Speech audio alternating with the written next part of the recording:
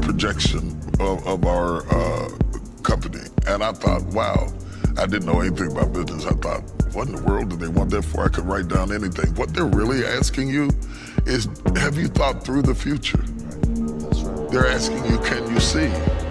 Because if you can see, we will fund what you see, provision. But if there is no vision, how can there be provision? So when we want something, ask God for provision.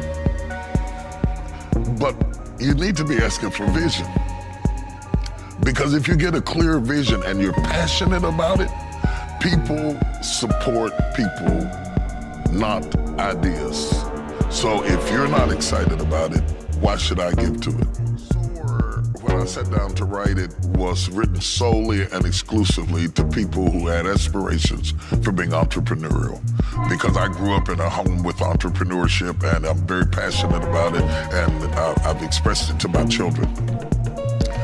As I began to write it, I thought this is also true for people who are starting churches. The same mindset was applicable. Because a person who goes to work to perform a task, and when the task is over, they go home. An entrepreneur doesn't have hours. An entrepreneur takes full responsibility for everything. You can't be one-dimensional and be an entrepreneur.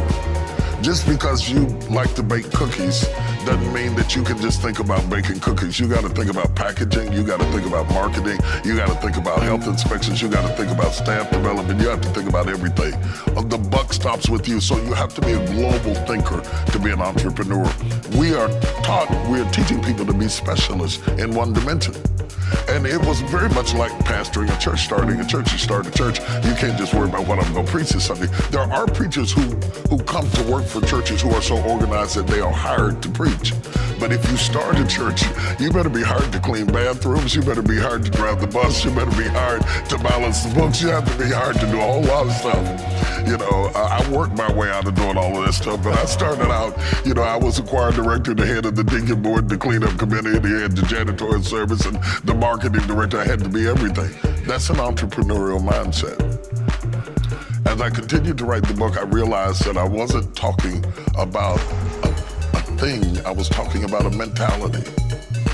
The mentality says, I take responsibility for where my life is going.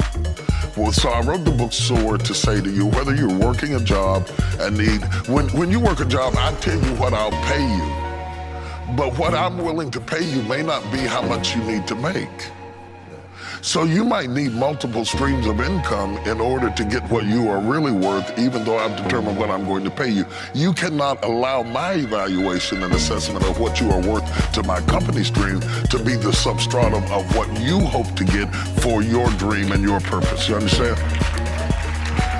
So whether it is subsidizing your income with multiple streams of income, as I mentioned to you while I'm sitting here talking to you, we're filming in Pittsburgh.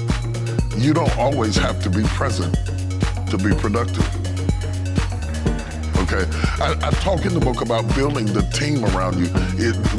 I call it the machine. Building the machine is imperative for you to be functional. The only reason I can sit here right now is that I have a team of staff people who are sending me texts up to the very last minute before I walked out here, telling me what's going on in all the venues, all the time, all the while, what's being shot, what's being handled, all that's going on. You have to build around you an infrastructure. And this is what one of the reasons I wrote the book is I watched my father start a business with a mop and a bucket, one mop.